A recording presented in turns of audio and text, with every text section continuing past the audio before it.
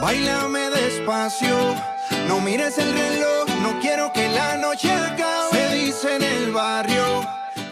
Hey guys, it's Sheila Shimmers and welcome back to my channel. Today we're going to do another first impression and another foundation, and I'm really excited because I love doing wear test. This one is going to be on the BECCA Ultimate Coverage 24-Hour Foundation. We're going to do the whole shebang. We're going to put half of my face with a brush and then the other half with a sponge, and then we're going to see how it wears out throughout the day. Before we get started, don't forget to subscribe below and like this video, and let's just go ahead and get started. Let's talk a little bit about this foundation. Like I said, it's called Ultimate Coverage 24-Hour Foundation.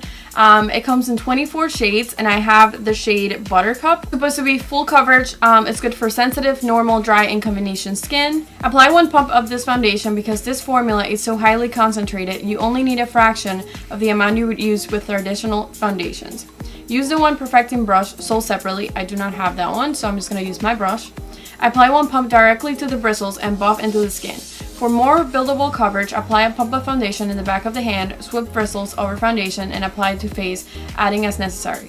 It sounds like they kind of want you to use it with a brush only. It doesn't mention anything about a beauty blender, but I'm still going to try it because some foundations, even though they don't mention it, they still perform well with a sponge. So this is the foundation right here. I kind of swatched it in the store, so I really hope Buttercup, it really fits me. It's a glass bottle, so it feels very expensive. This one retails for $44, and then this is just like hard plastic, kind of like in a silvery shade. It does have a pump, which I really like. I'm just going to put a little bit on the back of my hand just to test out the shade.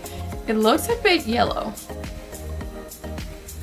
so I don't know, we're gonna see. This foundation retails for $44 and it brings 1 fluid ounce. I don't own a BECCA primer, but they did give me a little sample with this foundation. This one is the BECCA Ever Matte Poreless Perfecting Primer. This primer is very sticky.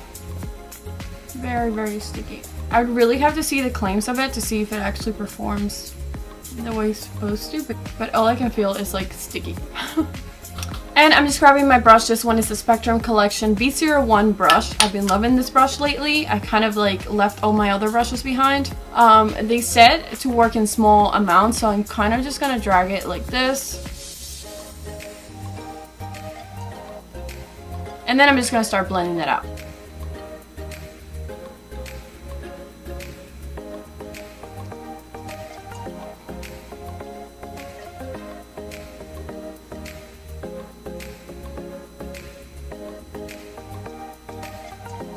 Feels kind of heavy, kind of like the consistency almost of the Kat Von D. Not as heavy though, because that's like the extreme, but it does give you that kind of finish until you like blend it all in.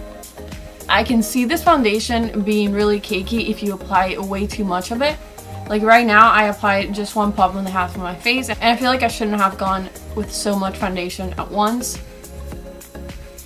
You can see right there the difference of how much it covered, but I am not liking the finish because I feel like it's looking way too cakey. So I'm going to try to just blend this in a little bit. As far as the shade, I think it's a little bit too light, but with the lighting in my room, it's kind of hard to see sometimes.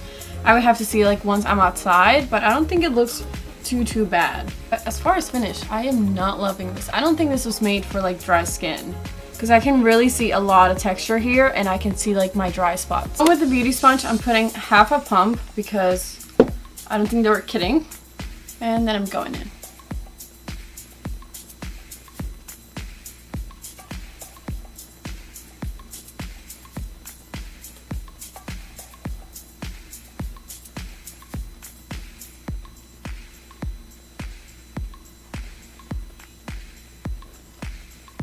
Trying to build it in very small amounts since I've seen that the formula is very, very pigmented.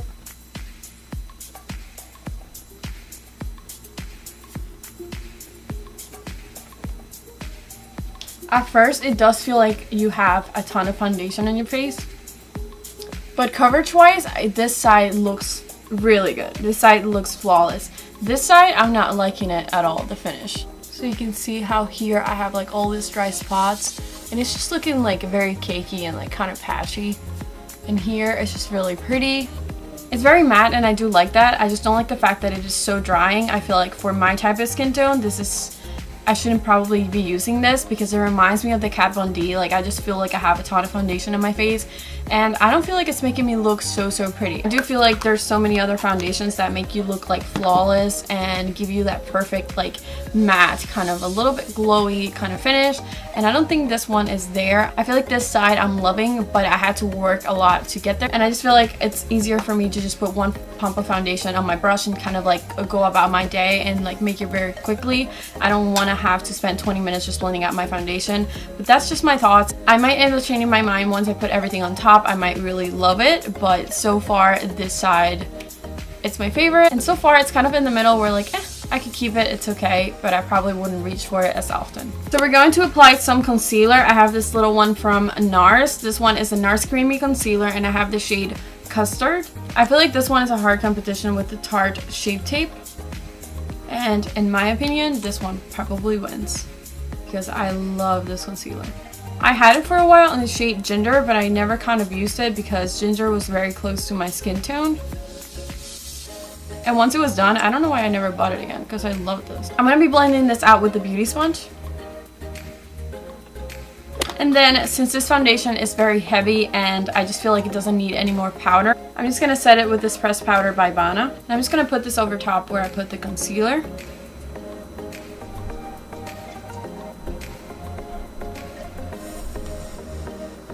I feel like it's still a little bit sticky. This one not as much as this one. So I feel like you have to kind of pat it with a little bit of powder to kind of set it. It's still feeling sticky on this side. I don't know why. There you can see that I really like this side. This one, I feel like it's getting a little bit better.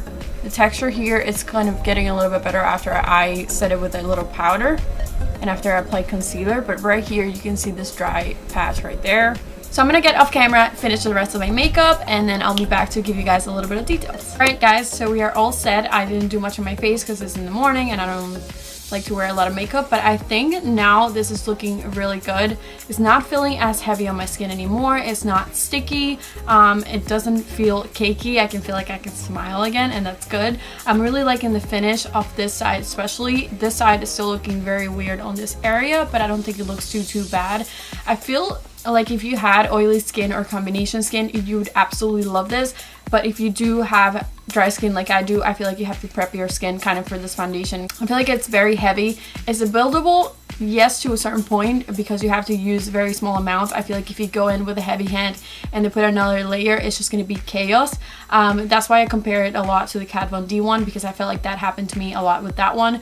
But I just want to test out if it's really 24 hours, because this finish, now that I'm looking at it with like all my makeup on, I think it's really pretty and I really like it. Shade wise, on the mirror over here and this mirror, this little mirror here, is looking okay. I just want to see it outside on the sunlight, because sometimes that can change very drastically once you step outside your home. But so far I'm really liking now how it is looking with all my makeup on.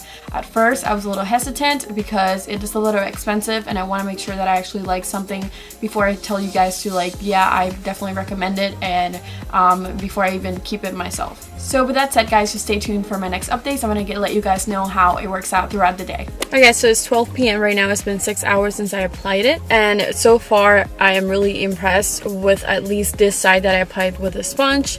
This side is still having that weird thing around there, but you can see right here I have like little cracks on the foundation because that's like my driest area. Over here is looking a little bit dewy, not really oily, but overall I feel like it looks really good. I am really disliking all this texture right here that I got from the brush. I'm seeing it a little bit here. It's a lot less than this side. I still feel the same. I feel like if you have oily skin, you would really like this foundation, and if you like full coverage matte foundations, you would love this. Like, I usually like full coverage matte foundations, but this one just seems a little bit too cakey for me.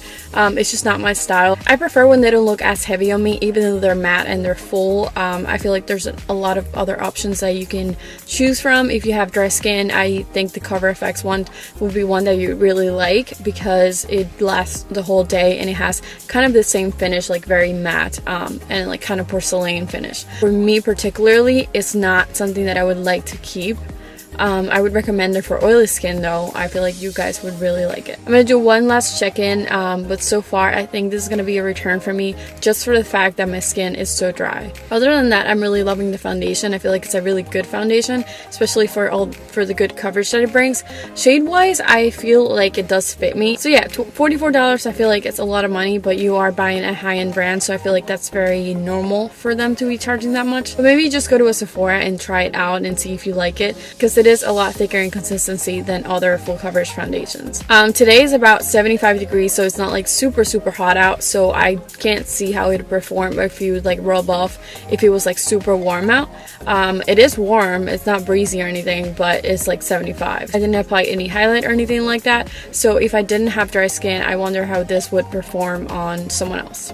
I am going to do one last update later to see if anything like rubs off or if it comes off in any way or any other changes that may happen. So I'll see you in a little bit. Alright, so it's been 11 hours since I've had this foundation on, and you can see that there's no much difference. I've been getting a little bit more dewy on this area.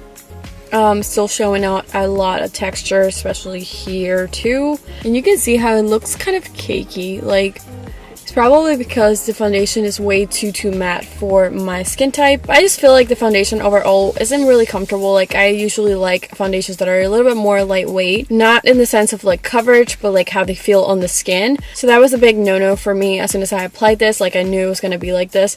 As soon as you touch it, it's in your fingers, and that's something that I don't like, that it can transfer that easily. And you can see how it's kind of coming off, like creating this little small circles.